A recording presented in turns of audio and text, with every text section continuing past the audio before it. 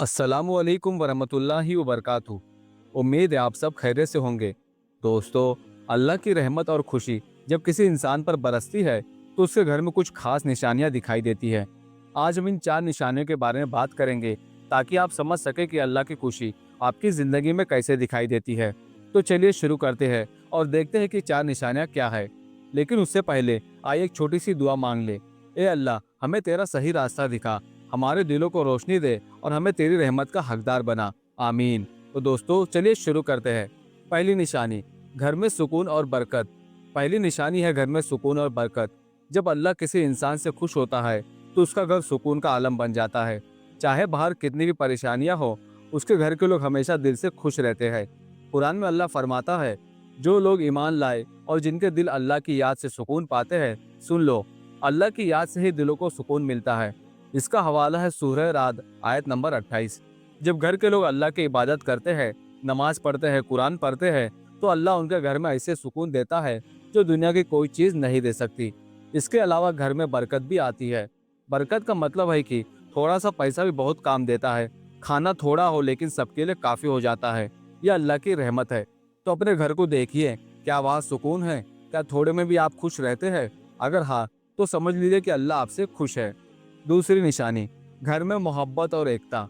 दूसरी निशानी है घर में मोहब्बत और एकता। जब अल्लाह किसी से खुश होता है तो उसके घर के लोग एक दूसरे से बहुत प्यार करते हैं। माँ बाप, भाई बहन, मियाँ बीवी, सबके बीच में मोहब्बत और समझदारी होती है। हमारे प्यारे नबी सल्लल्लाहु अलैहि वसल्लम ने फरमाया, जो लोग एक दूसरे से मोहब्बत करते हैं, अल्लाह उनके दिलों को जोड़ देता है। कुरान में अल्लाह फरमाता है, तुम में से जो लोग ईमान लाए और नेक काम किए, अल्लाह उनके बीच मोहब्बत डाल देगा। इसका हवाला है सूरह मरियम आयत नंबर 96। तो अपने घर को देखिए, क्या आपके घर में लोग एक दूसरे की इज्जत करते हैं? क्या छोटी छोटी बातों को माफ़ कर देते हैं? अगर हाँ, तो अल्लाह की खुशी की दूसरी निशानी है। तीसरी निशानी, इबादत में आसानी। तीसरी निशानी है इबादत में आसानी।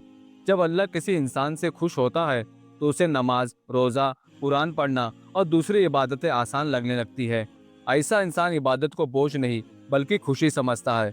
हमारे नबी सल्लल्लाहु अलैहि वसल्लम ने फरमाया, जब अल्लाह किसी बंदे से मोहब्बत करता है तो उसे नेक कामों की तौफीक देता है। सोचिए, एक इंसान पहले नमाज के लिए उठने में आलस करता था, लेकिन अब वही इंसान सुबह फजर की नमाज के लिए आसानी से उठ जाता है। कुरान पढ़ने में उसे मज़ा आने लगता है। यह अल्लाह की खुशी की निशानी है। तो अपने दिल को टटोलिए, क्या आपको नमाज पढ़ना अच्छा लगता है? क्या आप अल्लाह का जिक्र करने में सुकून पाते हैं? अगर हाँ, तो ये तीसरी निशानी है कि अल्लाह आपसे खुश है। चौथी निशानी, दूसरों की मदद करने की तौफीक। चौथी निशानी है दूसरों की मदद करने की तौफीक। जब अल्लाह किसी से खुश होता है तो वो इंसान दूसरे के लिए रहमदिल बन जाता है। वो गरीबों की मदद करता है, पड़ोसियों का ख्याल रखता है और हर किसी के साथ अच्छा बर्ताव करता है। कुरान में अल्लाह फरमाते हैं, जो लोग अल्लाह के रास्ते में खर्च करते हैं, उनकी मिसाल उस बीज की तरह है जो 7 बालियां उगाए। इसका हवाला है सूरह बकरा आयत नंबर 261। एक इंसान अपने पड़ोसी को खाना देता है, किसी गरीब की मदद करता है या किसी की छोटी सी परेशानी को हल करता है, उसे ऐसा करने में खुशी मिलती है। यह अल्लाह की खुशी की निशानी है। तो अपने आप को देखिए, क्या आप दूसरों की मदद करते हैं? क्या आपका दिल दूसरों के लिए दया से भर जाता है?